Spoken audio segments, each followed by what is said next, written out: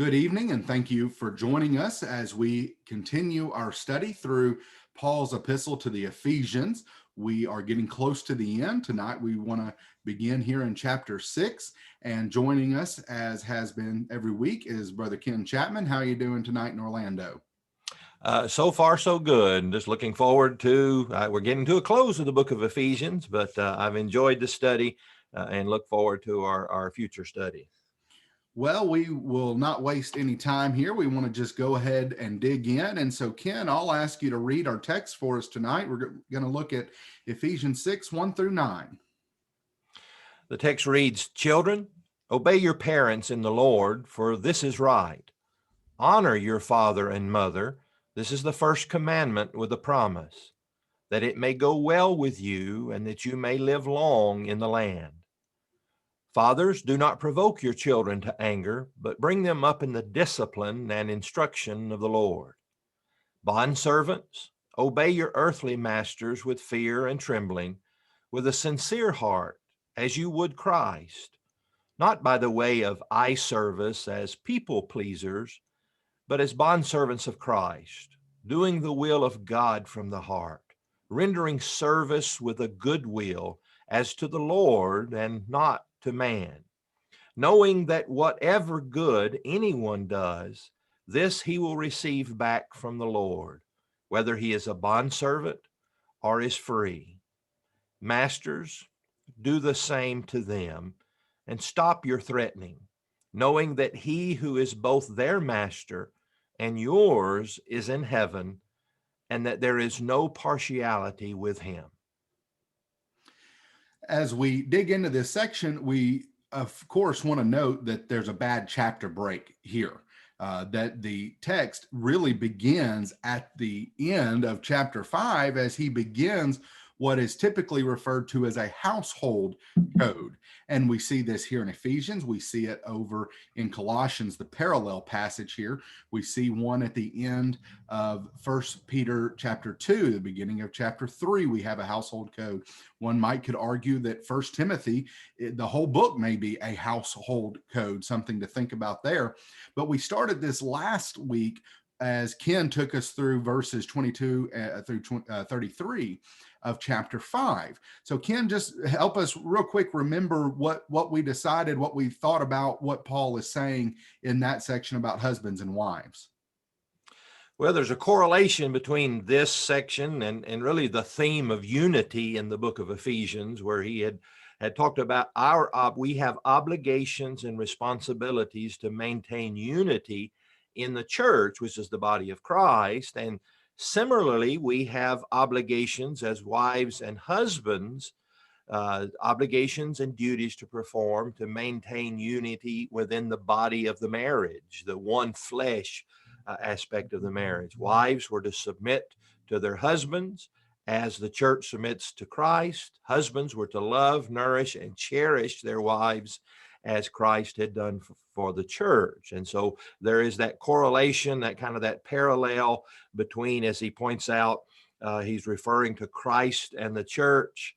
But obviously, as you said, in this greater context of the household code, he was also giving instructions and obligations to husbands and wives in marriage. Right. And I think, that we talked about that some last week. I think the fact that he goes on to talk about children and specifically fathers kind of tells us that the main focus here is on husbands and wives, with a hint or a nod, a hat tip maybe, to that relationship between Christ and the church. So today we want to think about the instructions that he gives to children as well as fathers, and then bondservants as well as masters. And I guess we could note here that he always addresses the one in submission first. He addresses wives who are in submission to their husbands, children who are in submission to their parents, and then bondservants who are in submission to their masters. And so we want to think about children first, and just quite simply, he says, obey your parents. This should go, without saying. This is just the way it is. I don't know how much we're allowed to quote him anymore, but Bill Cosby used to say, "I brought you into this world, I can take you out of this world."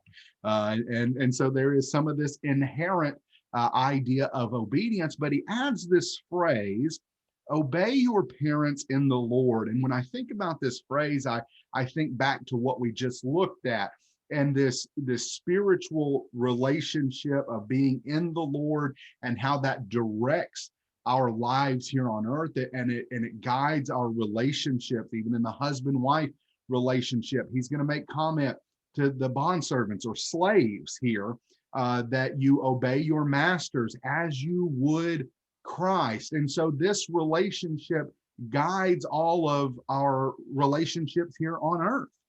Ken, what are your thoughts about this little tag that he adds to the instruction, obey your parents?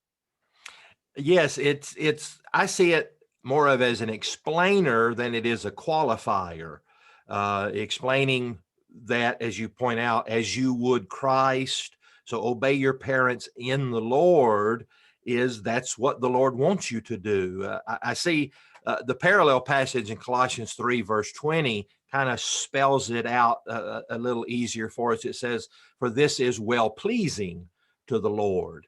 And so that's the point. That's why you do it. That's why you obey your parents. That's why slaves obey their masters, because not just because that's the relationship and the dynamics of that relationship, but because of the relationship to God. Now, this gets us a little bit out of our context here, but I think this helps us understand some other usages possibly of this phrase. Paul in 1 Corinthians chapter 7, in talking to widows, says that they are to marry, but only in the Lord. And sometimes we wonder, what does that mean? Does that mean that a widowed Christian can only marry a Christian? Is that what in the Lord means?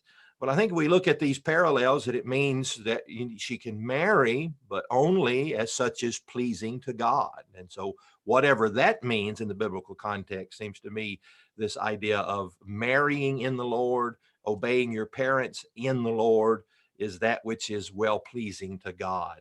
And so to me, it's more of an explanation and a motivation than it is a qualifying statement. So it really should be something that goes without saying, that everything we do so with the Lord, guiding that.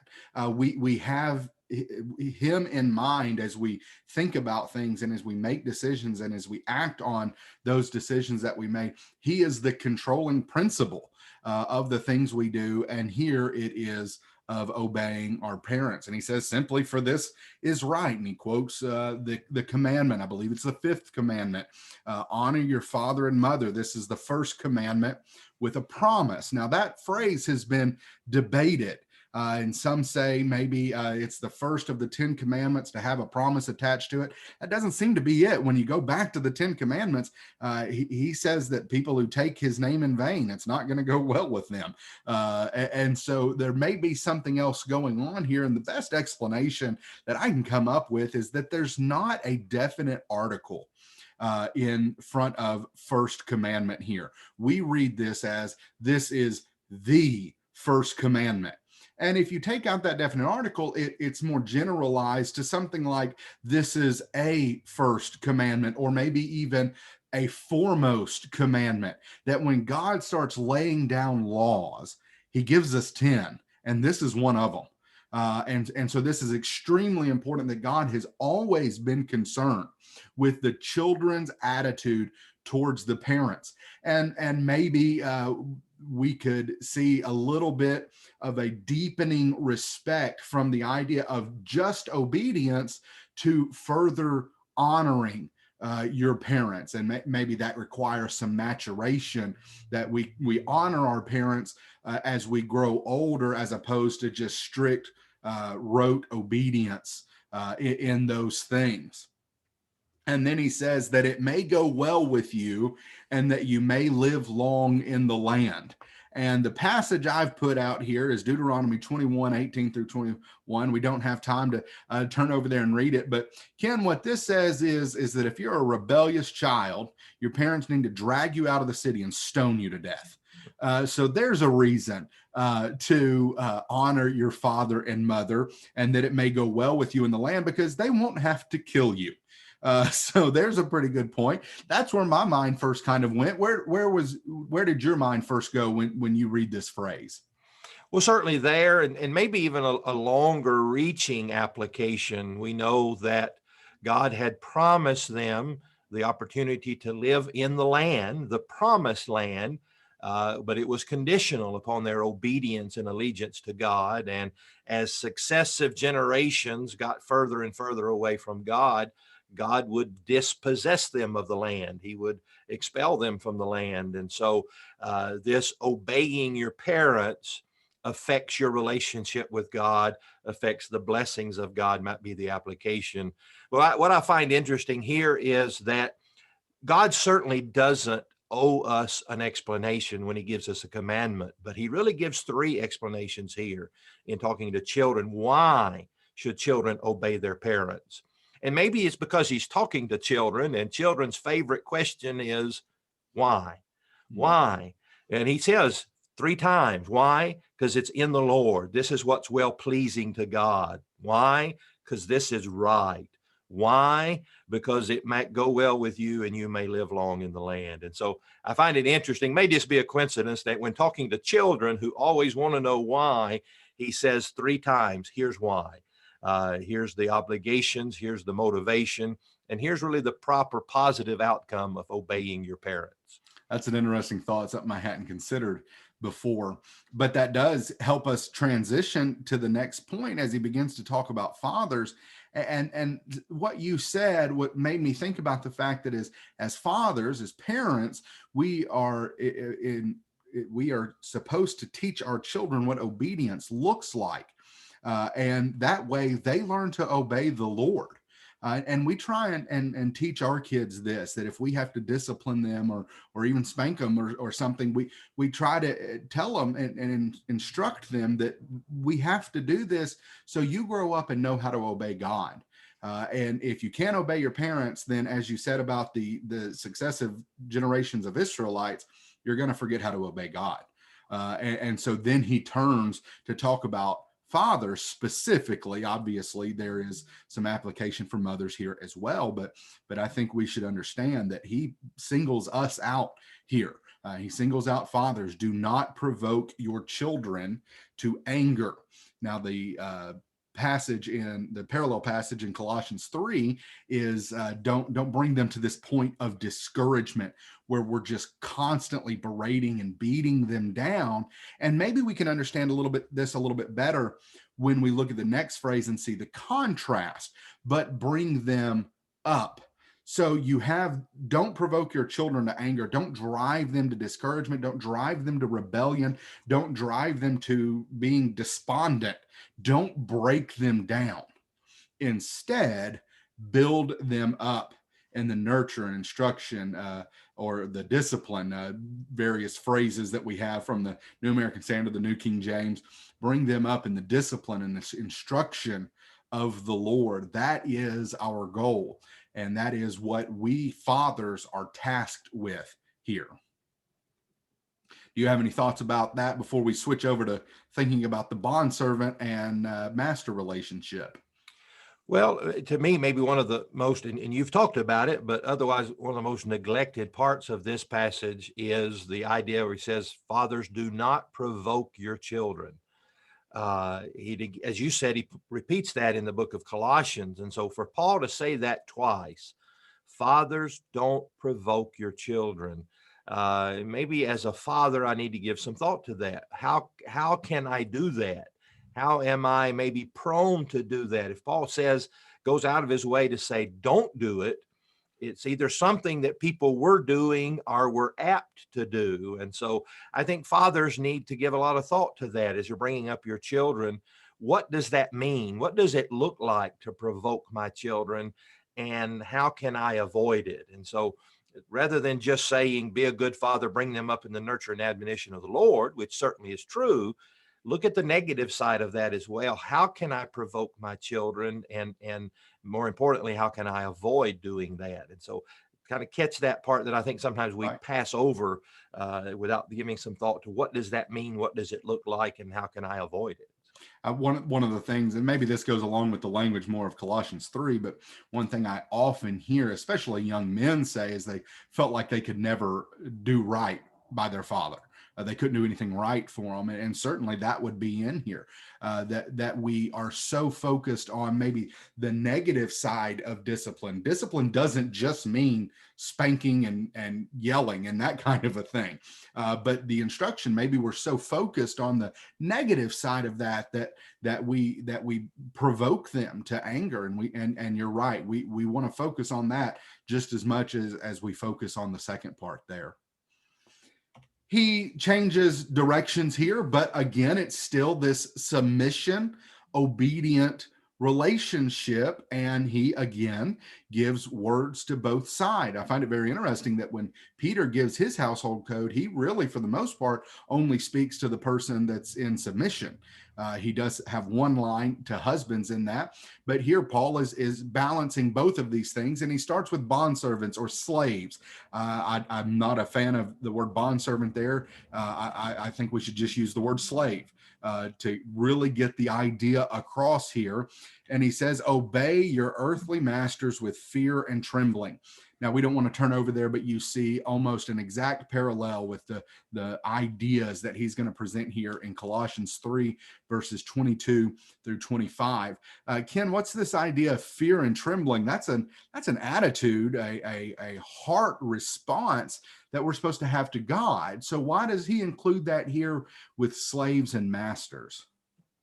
Well, I think it's a parallel that we see in the earlier section. Children, obey your parents in the Lord. The fear and trembling, not just fear and trembling of an oppressive master who might beat you or even take your life, but the fear and trembling that comes with understanding this is a godly obligation to fulfill. Right.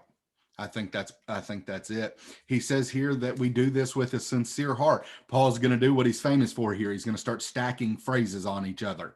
And so he gives this to the slaves here with a sincere heart. This term sincere really just means a single-mindedness or a singular focus, a singular determination.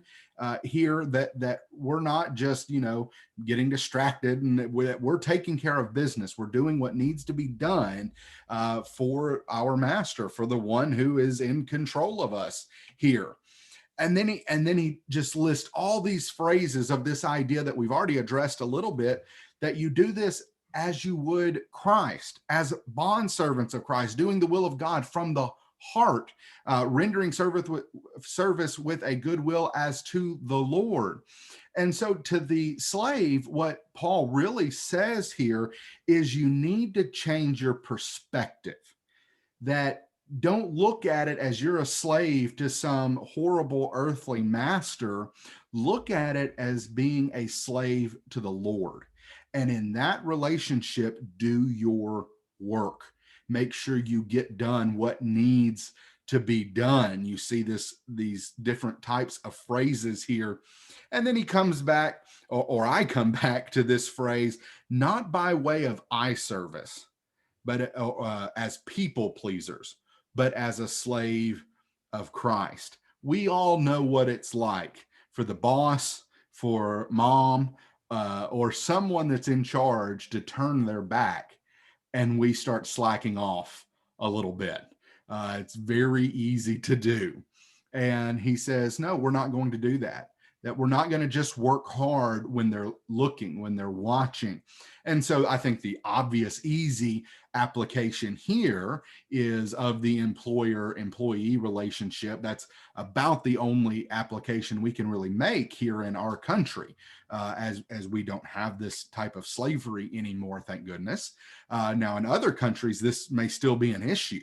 But for us, this is one application that we can make here. And we need to keep in mind that we are serving God, knowing that whatever good anyone does, this he will receive back from the Lord, whether he is a bondservant or is free. God has never been shy about what we can expect in return for our service.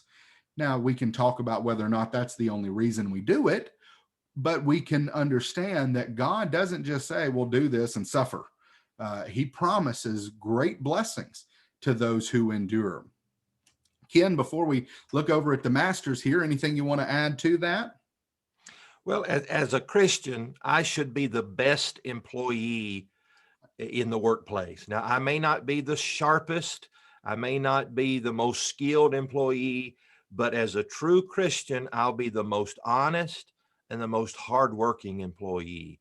A Christian, the idea of eye service as people pleasers, the Christian's vocabulary should not include expressions such as "that's not my job" or "they're Right. not paying me enough to do that kind of thing." Is we recognize, and everything, as you stated, every one of these relationships is couched under the umbrella of, I'm really doing this for God.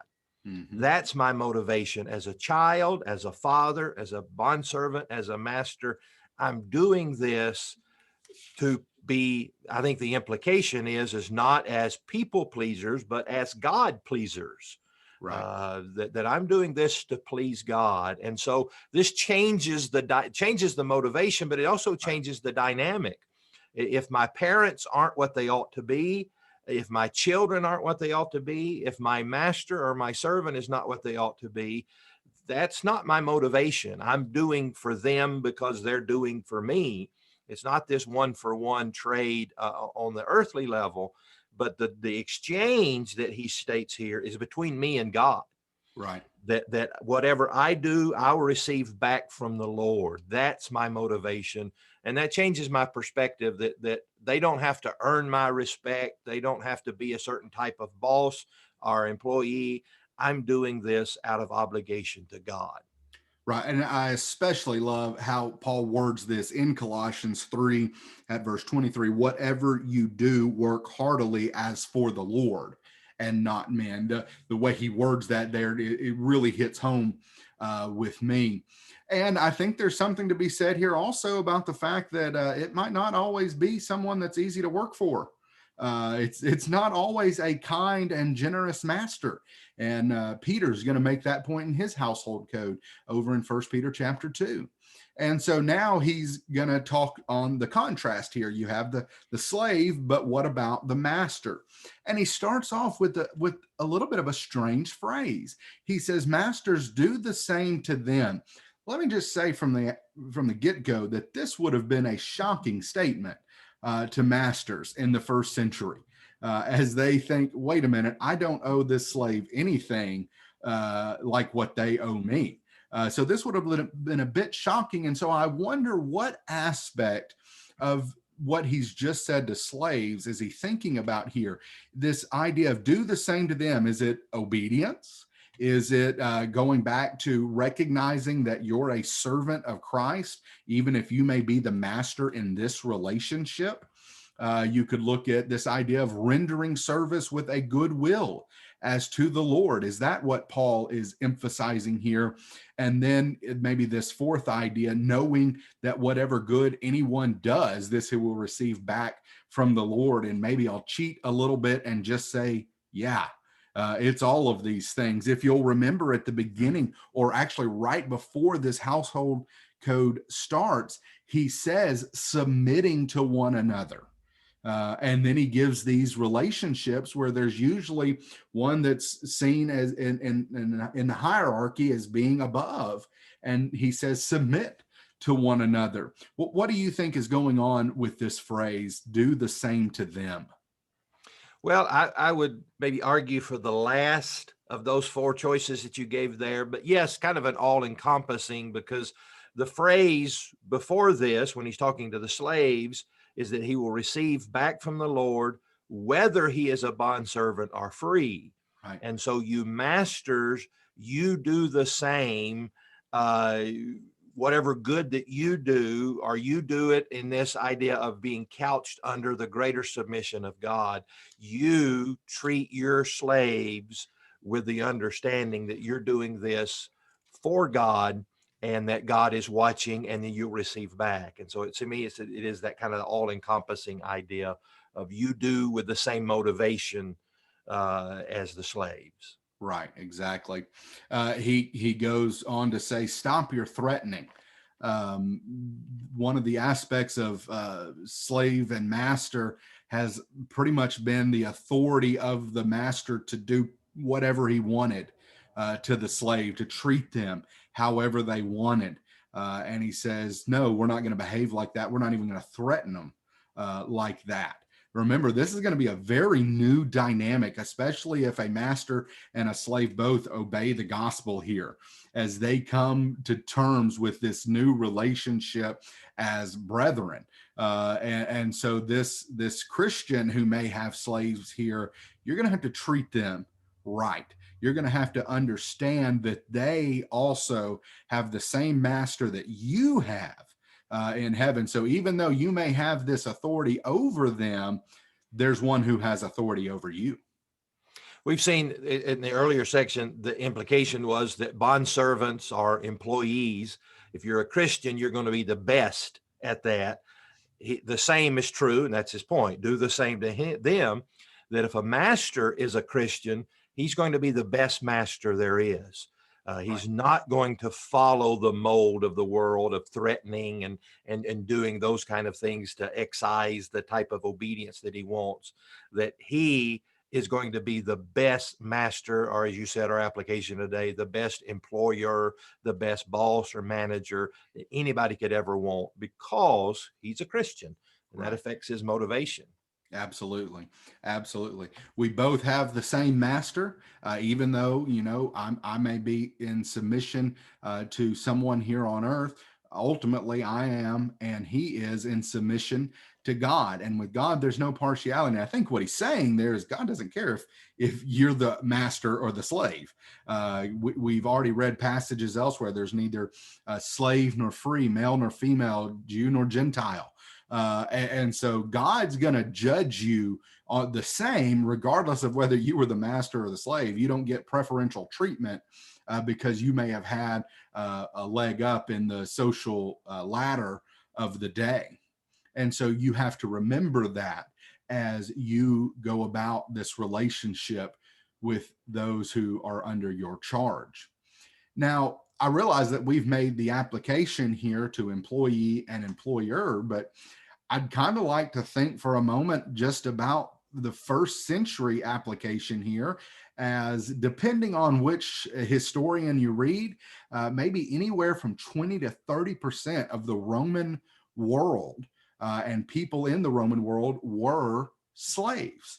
And no doubt a large population of Christians are going to be slaves. And so I'm curious, maybe as to why Paul didn't just go ahead and say, masters, free your slaves.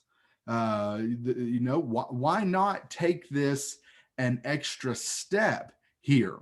Well, one thing I'll say to begin with is we have to be very careful to read our 21st century sensibilities and ideas back on first century thoughts. One writer, can't remember who, one writer said that it would be considering a world in the first century without slavery would be like considering the 21st century world without electricity. It just couldn't have been a thought to them. Another idea might be that not all slaveholders were horrible. Not all of them fit the picture that we have of maybe 17th, 18th century slaveholders in America. Also, sometimes the freed men were worse off than the slaves.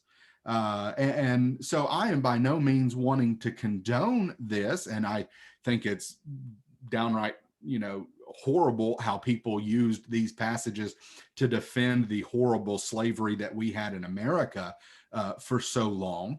That's obviously Paul would have had something to say to some of these slaveholders here in America that they weren't fulfilling this. So Ken, just kind of throwing this out there, why doesn't Paul, and I realize this is some speculation, why doesn't Paul just take another step and say, go ahead and free your slaves?